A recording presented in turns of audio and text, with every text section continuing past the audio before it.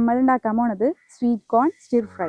അപ്പോൾ അതിന് വേണ്ടിയിട്ടുള്ള ഇൻഗ്രീഡിയൻസ്: സ്വീറ്റ് കോൺ വേവിച്ചതുണ്ട്, ഉപ്പ്, മുളക് പൊടി, മഞ്ഞൾപ്പൊടി, കുരുമുളക് പൊടി, ബട്ടർ, സവാള കുഞ്ഞു കുഞ്ഞായിട്ട് ചോപ്പ് ചെയ്തത്. ബട്ടർ മസ്റ്റാണ്, ഓയിൽ പറ്റില്ല. ബട്ടർ തന്നെ ഉണ്ടാക്കിയാലാണ് ആ ടേസ്റ്റ് വരാം. പിന്നെ ലാസ്റ്റായിട്ട് ഒരു ഹാഫ് ലെമണും. ഇത്രയും ഇൻഗ്രീഡിയൻസ് ആണ് വേണ്ടത്. സ്റ്റൗ കത്തിച്ച് പാൻ ചൂടായിട്ടുണ്ട്. ഇനി അതിനോട്ട് ബട്ടർ ഇടാം. ഭയങ്കരമായിട്ട് ചൂടാവരുത്, ഏറ്റവും ലോ ഫ്ലെയിമിൽ വേണം ഇടാൻ, കാരണം ബട്ടർ പെട്ടെന്ന് മെൽറ്റ് ആവും.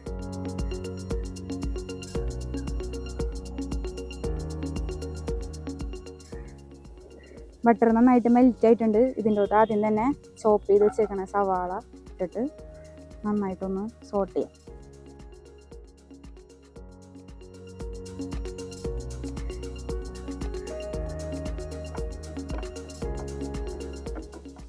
സവാള ചെറുതായിട്ട് വാടിയാൽ മതി, ഓവറായിട്ട് വാടണ്ട. അപ്പോൾ ഇത്രയും ആയി കഴിയുമ്പോൾ ഇതിൻ്റെ അകത്തേക്ക് ഉപ്പിടാം.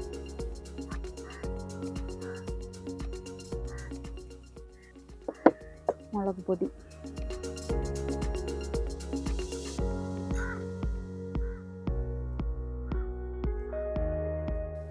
കുറച്ച് കുരുമുളക് പൊടി, ഒരു 1/4 ടീസ്പൂൺ.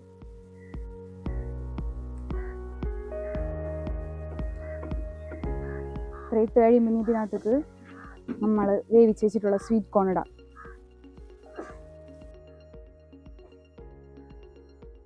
നന്നായിട്ട് സവാളയും സ്വീറ്റ് കോണും കൂടി നന്നായിട്ട് മിക്സ് ആക്കാം.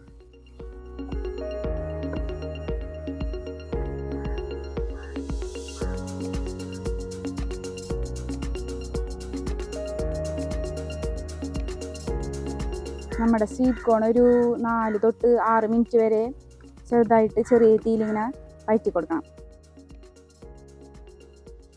അപ്പം നമ്മുടെ സ്വീറ്റ് കോൺ ഒരു 5 മിനിറ്റ് ചെറിയ തീയിൽ നമ്മൾ സോട്ട് ചെയ്തെടുത്തിട്ടുണ്ട്. നമുക്കിതിനൊരു പ്ലേറ്റിലേക്ക് മാറ്റാം.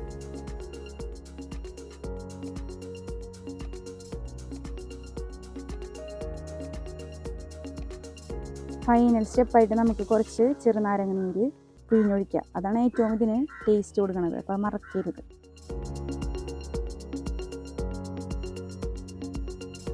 നമ്മുടെ സ്വീറ്റ് കോൺ ഇവിടെ റെഡി ആയിട്ടുണ്ട്. നല്ല എരിവും പുളിയും മധുരവും എല്ലാം കൂടി മിക്സ് ആയിട്ടൊരു നല്ലൊരു ടേസ്റ്റാണ്.